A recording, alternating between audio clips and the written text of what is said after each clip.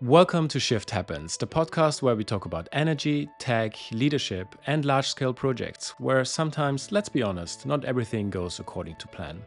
My name is Manuel. And my name is Dirk. And together we both talk about topics that we regard as interesting, challenging in the wide world of energy developments.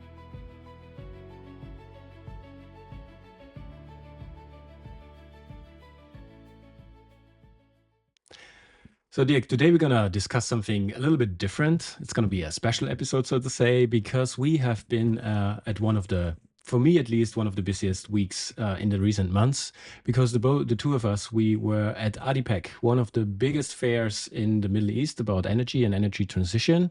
And after that, we also visited the DII Desert Energy Leadership Summit in Dubai. So there were a lot of impressions, but just to kick it off, so going at ADIPEC, just in one sentence or maybe two, what was your first impression? Well, buzzing as ever, because ADIPEC is one of, as you said, it's the biggest energy exhibition and conference in the Eastern Hemisphere. It was thousands of people, hundreds of thousands of people you get in, but this is full of energy. Yeah, because everybody goes there with a certain expectations. It's the meeting place. Everybody is in town at that time. So we also had to be there. Yeah, definitely. But as you said, it was very busy. And if I would have to say it in one sentence, sometimes it's a lot because there's so much going on. But I like the energy. I like the buzz. As you said, people are there to meet each other, but also show their projects and what's going on. It's a buzzing place with a lot of information and a lot of people to meet. Definitely. Yeah. Okay, so let's take it step by step. Let's start with ADIPEC. I think for me, there were a few main themes around ADIPEC, and one was energy security. To me, it's clear that the Middle East still has a very strong focus on conventional resources, namely oil and gas. It's a strategic pillar in the region. And I think there was quite an evidence that the Middle East sees it as the foundation of any kind of future energy transition. But what's your take on this? Yeah. No, that's clearly to be seen actually what is happening there. If you look back 10 years, that would have been the main topic at all. Nowadays, it develops further. At the core of this conventional energies, we have the big topic of decarbonization. So there it was actually also lots of strategic sessions also in the conference. It was one of the major themes where a lot of contributions have been made and discussed. How to decarbonize industry, and also what kind of future technologies are to be developed. With that along comes also hydrogen, another big strategic pillar that has been discussed in many, many sessions there. It is in that sense quite exciting. And sometimes you lose a little bit oversight there as well because it's just too much going on in the end. Yeah. And then, many topics else which keep us busy, will keep us busy in the future. And one of your favorite topics as well. Yeah, but before we step into AI and digitalization, that's my topic. I think what was interesting to me was you told me that, and I realized it this time as well, is that there's this buzzing big event with hundreds of thousands of people, and you meet them. But what's really going on is there's a lot of sideline meetings with highly executive people where deals and discussions and strategic alignment is made. And this is something that is, I wouldn't say it's happening behind the scenes, but it's a little bit more private. There are sideline meetings and stuff like that. And I think this is really interesting because out of ADIPEC, there are a lot of strategic announcements and deals are coming like during the event, and people announce big strategic decisions. But maybe you can add this a little bit more on that. Yeah, well, there's always examples for that. Either ADNOC is making a bigger deal for a major project that will be announced, or other companies like Petronas from Malaysia. They use this as a platform in order to showcase major deals with other major companies, like with Eni, for example, to build a new operating company in Malaysia itself. And all of these things that are happening there, they give you sort of the strategic foresight of what, for example, is the hot topic in the coming year. Yeah, where things are actually going. Yeah, where's the focus of this industry at the moment? Yeah, this is really interesting to me because I think what was a take on me and what's different to Europe, very honestly, in my opinion, is like at these events and in these regions, people think very long term strategically, and there are deals made. And we will tap into that in a little bit later as well. But I feel that this region has a long term vision and it's putting this vision into action. It's not just a 4 year period or whatever it means, it's a long term vision. And the Middle East is committed to this strategy and then start strategically investing and turning it into tangible projects to realize the vision. This is very interesting to me because I think this is something that Europe is a little bit lacking, but I don't know what's your take on that. Yeah, it's a different language even to be used when you think about future. In Europe, we often very much focus on specific things like the topic of CO2, exclusively the topic of hydrogen, whatever it might be. Also, if offshore wind, these are sometimes very singular entities in the discussion. Yeah, when there's a strategy made in the Middle East from UAE, for example, with regards of decarbonizing industry, it's a whole GDP target. Yeah, this should become a certain percentage of your gross domestic product. It is deemed to create that amount of new jobs in the country. Yeah, it is seen as a real factor, and this is not always easy sort of communicated or yeah, brought in the right way in Europe, for example. Yeah, when we talk about decarbonization, new energies here, it's certainly it's a major new factor in Europe, but it's not really broad. It's much more focused on that specific task. Yeah, reduce this, do that, bring this amount of gigawatt on stream, for example. But it's never really communicated in always in the total sense for the economic welfare of the countries. Yeah, and there's still some ground to cover actually to explain this a little bit more to to the people how that should actually work. Yeah, I support that because to me it's like it's a very holistic approach, as you just said. They look into the full system, decarbonization as part of the full value chain of the portfolio of the country and of the industries and stuff like that. Looking into workforce and GDP, so there's a very holistic approach, and there's always to me there's always kind of a business case behind it for either the industry or for the country. So they look at it in the way of how can we make business out of this because in the end it needs to be paid for something because you're going to do it just for the sake of doing it. You need to make a business case out of it, and that's a very interesting approach what I really like. But before we deviate too much from it, coming back to the third topic or the third theme, I would say from ADIPEC, and that was clearly digitalization and artificial intelligence. It was also very present at ADIPEC, in my opinion. It had its own stage. It's very interesting and very exciting always to see the new stuff that is coming there. And to me, it has started to become from a very, very hype thing into more realistic, approachable topic. It's not just AI can do everything anymore. People have developed clear projects, software products that can really help the industry, but it's also seen as a major enabler for further developing the industry, but also as a strategic element actually in the Middle East. So what we have seen, or at least what I have seen, is that hyperscalers like Google and Amazon Web Services and stuff like that, they're looking into the Middle East to build data centers and everything like that, which comes with in my opinion, with two sides of the same coin. On the one hand, there's a big investments that are taken that drive projects. Some of these projects are actually fueled by renewable energies already, but there are also projects that are still fueled by natural resources. So it's a very interesting topic on many facets. I would say it's an industry that can help the general industry to develop further, but it's also a part of energy consumption. How do you make sure that these projects are built sustainably? It's a very interesting topic, but maybe you can share your thoughts on that as well. Yeah, well, starting with AI, but you can also loop that then back again to what we just said before on how they strategically build business cases for their own countries. Yeah.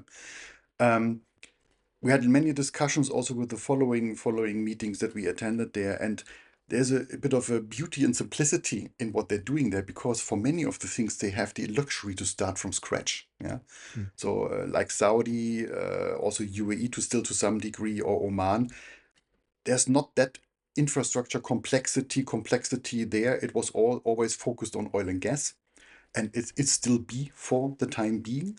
But many years ago, these countries already have realized we also need to be more or less at the forefront, developing very strong all the future technologies, because what do we have if oil and gas runs out? Yeah, so they have a plan for that, and they very strongly can focus on that and push it. So that is why also AI is a big topic. That's why data centers are topics there, and they have this very strong capability and possibility to build renewable energies. It's probably still a little bit in competition with their conventional energy production. Nevertheless, if the push comes forward, they have all the possibilities. They have the land. It's untouched to some degree still and they have the decision power to do certain things. Yeah. We cannot always easily compare with Europe because we have much more complex decision making in Europe compared to the Middle Eastern countries. Nevertheless, if they dash forward and do things, we can also learn from them to some degree because we see if much quicker if things fail or if things persist basically as a solution. Yeah, yeah. To me, again, you were touching bases. I mean, of course, the decision-making process is a completely different one in the Middle East than it is in Europe, and this has pros and this has cons. But again, it taps into this topic: is AI in the Middle East is not just seen as a island; it's seen as an integrated solution, and it needs to come with the energy need, or you need to satisfy the energy demand that is coming. So they have an AI strategy. They want to become one of the leading countries in terms of AI and data centers. But this comes along with a higher energy demand. You need to build on big projects. I just have a fun fact. Is like one of these data centers is consuming electricity like a mid-sized European city. So it's like I think one person said that a data center in a year consumes as much energy as Milano in Italy. So this is a huge demand that is coming up. So they need to look at this in a more strategic way because they say, okay, we want to have these data centers, but to do that, we need to build the infrastructure, we need to build the grid, but we also need to produce the energy to satisfy the demand. And this is fully integrated and it's a long-term vision. It's not just 5 years, it's more 10 years, 15 years time frame they are looking at. And it's very fascinating to me because it's a little bit different than the way I perceive at least the Europeans are coming. You give the right top words there. If you talk about supply and demand, you get the impression that in that environment, the balancing of demand and supply is achieved in a much quicker and maybe sometimes even more efficient way than we would achieve it in Europe because they have a certain degree of freedom in making these decisions very fast. Yeah. So that's why it's very interesting to look into this area, how this develops in the coming 5 to 10 years, what is actually being made there on track. Because if a business case fails, it's much quicker to be seen there than somewhere else where a lot more policy is either supporting or hindering certain things. Yeah. So that is really interesting, and I'm looking forward to see more happening there.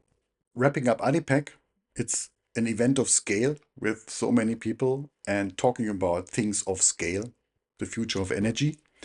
And while everybody is in town, we also took the opportunity to organize our own event and dwell on the presence of people.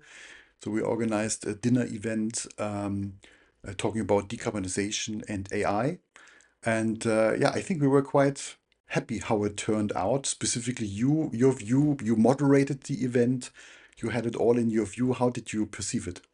Yeah, I think it was a very good opportunity for us, and it was a very good idea that we hosted this event, which was mainly focusing on CCS, hydrogen, and also artificial intelligence in that domain. It was a very interesting group of people. It was very diverse. There were many technical experts, but also management in that area. And it was a very good discussion. And it was interesting to me to see that, in particular, because many of these countries, Middle Eastern countries, are seeing Europe as a customer. So they are exporting a lot of goods and resources towards Europe. So there was a lot of interesting discussion about what's going on in Europe in terms of new regulations, taxation systems, and stuff like that. So I think it was very interesting discussions we had there. But maybe you can, because it was part of your presentation as well, elaborate a little bit more what's the discussion all about and what are the main themes? Yeah, so upfront, you said decarbonization, handling CO2 is clearly seen as a value in these countries and also by the people who attend it. However, how Europe is doing it in a very thorough and legislative way is not intuitively understandable by some of the people there. So we had immediate questions on ETS, emission trading system, CBAM, cross-border mechanisms for CO2 certification, and how this works, what is the meaning behind it, what is the drive from the EU behind it. And what I learned in the discussion is there's quite also some misunderstandings that still need to be tackled in order to explain what is the motivation of the EU in implementing these things and what is the meaning for the exporting countries that export into the EU. How do they need to deal with that? This is quite a field still, in my view, then. Yeah, I fully agree. And again, there was a lot of interest in what's going on in Europe. And again, people are trying to prepare of what's coming, and they want to understand what's going on. Sometimes it's a little bit difficult for them to understand because I think the European regulations are done in a very European way. Everything is very complex, very complicated. Sometimes not fully transparent and understandable, whereas Middle Eastern people are very much pragmatic and business driven, I would say. They want to understand, what's going on. They want to make business out of it. What can I do now to, set the direction? So once everything is in place, like a CBAM system is in place, how can I still continue to make my business? So they're very pragmatic. Still, they're looking long term. They want to set the right directions, as said. They want to put investments, and they are willing to do that. And this is what I really like. It's like, it's not just that they're saying, oh, no, we're not interested. They just they say, tell me what you want. We can make it happen. And I really like this kind of approach. And I think this also is very nice, a very nice transition to the next event we attended, which was the DII Desert Energy Leadership Summit in Dubai. This kind of attitude, making things happen, were quite evident for me as well in that area. But maybe before we dive too deep into the topic, maybe you can give a brief explanation what DII Desert Energy is all about, and then we can talk about the main themes. Yeah, it's an event with a fairly long name. But DII Desert Energy roots back into desert tech. If people still remember 15, 20 years ago, when there was the original idea to export power to Europe, originated by solar plants in North Africa. And this group actually then diversified, and nowadays renewable energies is a core theme, but also hydrogen, bankability, how to bring scalable projects on stream, how to bring all the important stakeholders together to enable that transformation and expansion of the energy supply. Yeah, and I think Cornelius and team did a really good job. It was, as mentioned, it was hosted in Dubai. It was a very nice location, I have to admit. It was very premium, I would call it. So great job from the team. But the talent of them is, it's kind of a network dash think tank assessment setup. So they really managed to bring the key players in the industry together, and they really managed to talk about important things. And one of the main themes that came out of this event for me was that renewable energy in the Middle East is not just a vision anymore, it's reality. They really have tangible, bankable projects in place. The pipeline is filling up. It's really something that is there. It's not just a hype anymore, but maybe you can share your thoughts on it. Yeah, because before we even went to the event, we also spent some time thinking and trying to understand what are actual scalable projects in that manner. Um, we had an idea about the size and also the cost level of these projects in the Middle East. This is sort of large amounts of renewable energy, specifically solar, accompanied by wind, which are distributed on very competitive prices, like 1.5 cent on average per kilowatt hour. These are prices which we do not really see in Europe at the moment. So, in that sense, it was interesting to see how all these things are presented, the new ideas, and how this is about to be brought forward, but also reflecting on certain hypes that have been there. As you introduced, 10, 15 years ago, renewable energy also in the Middle East was seen as something quite exotic. Nowadays, it is actually becoming a mainstream activity there with large projects in the planning and execution or already in operation, like the largest solar roof in the Middle East or even in the world in Bahrain, and all the key figures around this. Um, these are those things we know about the Saudi projects, which then go into using renewable energy to produce hydrogen, green hydrogen at scale. And there are many more, obviously, in the pipeline. That's what we learned during that summit, that there's many players now emerging and bringing things forward and getting the financing and developing the market for that, actually, in that region of the world.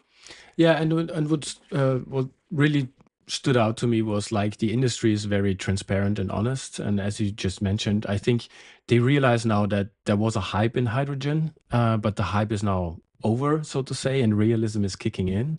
Nonetheless, I think the industry sees it as a good way because they say, the good projects, the sustainable projects, the solid projects, they are still there. And these are turning into bankable, real projects and assets. Whereas maybe the hype bubble is a little bit deflating now, but that's actually a good thing for the industry. That's what it is, and the people that are there are really trying to push the industry forward. They're trying to make things happening. They're really looking into opportunities to optimize costs. One of the big themes for me was the common user infrastructure. So they try to share infrastructure for, let's say, hydrogen, ammonia projects, which is a smart way. And actually, they are leaning now on the experience of the oil and gas industry in reducing costs for these kind of projects to make them bankable. But what's your take on that? Yeah, my, these are the topics that DII Desert Energy is also bringing forward in studies that they're conducting, and common user infrastructure is one theme. Not specifically always in the large scale Saudi Aramco worlds, but rather also in smaller countries in the area where you have, like in Jordan, a certain set of producers, but they are by itself not don't have the power to build the big infrastructure for export. They have to share all one port, actually, in the end. So, and these studies enable them to find the right mechanisms and the ways on working together, how to make this reality that even not even mega project, but even also smaller scale projects can actually contribute to the development of the market there. And there will be many more studies in the future. There was, of course, also storage again discussed, the role of storage in order for the marketing of hydrogen, and you name it. Yeah, everything related and driven forward from renewable energy sources. Yeah, and what was interesting to me is I think the Middle East is now more talking about an energy addition rather than an energy transformation. I mean, there's a clear strategy to move into more renewable energies, into more green energies, but I think there is a common consensus that there's so much demand coming, particularly from developing countries, but also from technology like data centers, hyperscalers. There's so much demand that is actually not coverable with renewable energy at all. So the traditional conventional energy resources like oil and gas still remain one of the key pillars of their energy strategy, whereas they're putting a lot of investments and efforts into transitioning or adding different energy sources like renewable energies in form of PV, wind energy, but also hydrogen into their mix. And they really want to, they have again this long-term strategy, and they are setting now the directions of and putting in projects to really fulfill the kind of vision that they are emphasizing on. Very interesting to me. Yeah, as we mentioned maybe earlier, a holistic view. Yeah, the targets are not just produce this in this amount or reduce this in this amount. All these activities are somehow incorporated in the overall development of the country. They become targets for the gross domestic product. They become target for the job market. It should generate this amount of jobs, and so on and so on. So that's the from the vision to the strategy to the actual driver, and then the reality, the projects become reality. That is what you're seeing there at the moment. Yeah, it makes a lot of sense, and also explains the motivation and the future view of the people there. So they all buy into it. Yeah. Yeah, very interesting. And there was a lot of positive drive. People want to make things happen, as we just already mentioned. One theme that stood out to me again, and it was even more evident in this event than it was at ADIPEC, was the role of technology and data centers in particular, which was very interesting because, as I said, everything is somehow connected. The Middle East, in particular, UAE has a clear AI strategy. They want to be one of the market leaders in this direction. But they understand that this comes with heavy investments. So they want to build big data centers. These data centers need energy, they need infrastructure. Again, very impressive on the way they tackle this. They see it as a fully integrated chance to develop the country and to build workforce and stuff like that. So it was very interesting for me to see that how they tie in this new technology and bring it all together in terms of energy and infrastructure need. Yeah. Yeah, see, I mean, also the people who are invited to these summits, they're also people from China. Yeah. The US was a little bit discussed in a more not so enthusiastic light because of the policies running there. Nevertheless, it's fully acknowledged that the US and China are the main drivers for the technology development. And if you have a smart follower, then it's certainly countries like the UAE who, have the vision to hook into this and follow and be part of it actually and make the right investments, the right emphasis on it to be part of that, to make tangible contributions to the development of this. Yeah. Yeah, and in every direction, I think UAE and the Middle East are considering Asia, the Asian market, as one of the biggest market, but also the European market. And I think that's the reason why they are closely monitoring what's going on in Europe in terms of legislation, taxation systems. But they're also bringing in a lot of knowledge. So to me, there was a lot of know-how coming in from Europe, also presenting their view on what's going on in Europe and in these summits and events. So they're very open and very observative on what's going on. China and or Yeah. Asia and Europe being the main markets. Yeah. You saw the composition of the summit very well. So we had everybody there basically from policymakers from the Middle East, UAE, Oman, as well as representatives of the main technology institutions and drivers there, like Mazda in Abu Dhabi. You had people who were dealing with supplies of municipalities, like this ever-growing megalopolis of Dubai, who needs to have a plan on how to distribute energy, water, and whatsoever for uh, always recurring hype in building things and attracting people to live and work there, as well as technology centers like Fraunhofer, which were represented there, or even European energy distributors and providers who had their representatives there to be part of that discussion, because I guess they also acknowledge that this is an area where you can actually learn how things are getting done. Yes, yeah, exactly. And again, this is I keep repeating myself, but it's I cannot emphasize it more. These are people that are willing to do things. They Yeah. see that there are challenges. They see that not everything is perfect, but they are willing to take the challenge and they are trying to move something forward. They want to change something. They want to do something, and I really like this mindset. Sometimes for me, it's a little bit missing in Europe, and it's really refreshing to see that things are going on in the Middle East and in these areas are.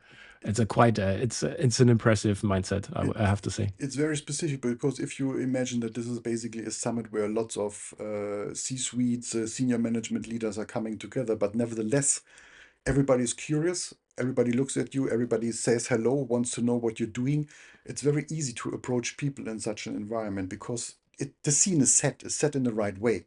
Yeah, everybody is there to do something to Yes, to yes, make something. So I mean, if I would need to sum it up from the DII Desert Energy Leadership Summit, is to me there's a clear strategy in the Middle East on how the future looks like in both artificial intelligence but also in terms of energy mix.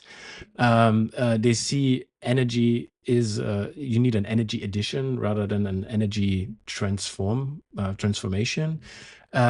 Nonetheless, they see natural energy, natural resources as one of the key pillars, but they are investing heavily into alternatives. These alternatives being PV, wind energy, but also they are closely looking into hydrogen, in particularly green hydrogen. And again, they have a clear vision, they have a clear strategy, and they are now putting actual projects in the pipeline to move towards this Yeah, vision. yeah. Yeah.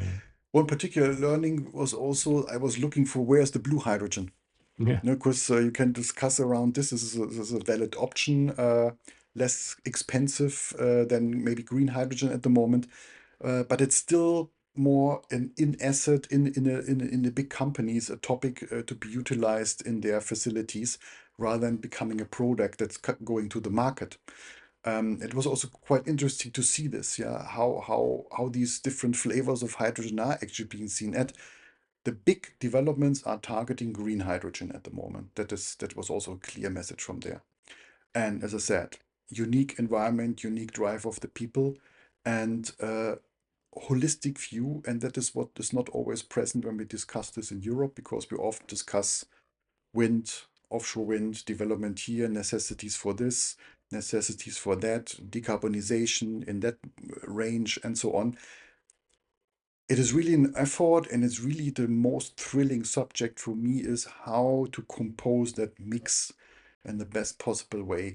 And as we then again see that countries are using this in a holistic manner, embedding it in their overall business strategy, that's impressive, and that is what I do not fully see in Europe happening at the moment. Yeah, I fully support that and I fully agree. But okay, but like looking at this, all of these events, all the discussions we had, and nice meetings and meeting people is. So, if you would need to, wrap it up in one or two sentences the whole week, what is your key takeaways out of these events? Well, the week was intense learning, uh, but also a wealth of new contacts and discussions that we could generate from that. And yeah, it is the view into the future. Yeah. And to me, you're sort of deemed to build an optimistic view into the future. Otherwise, what's all for then in the end? Yeah. How do you build and construct a good way forward? Yeah. And this is what you see there.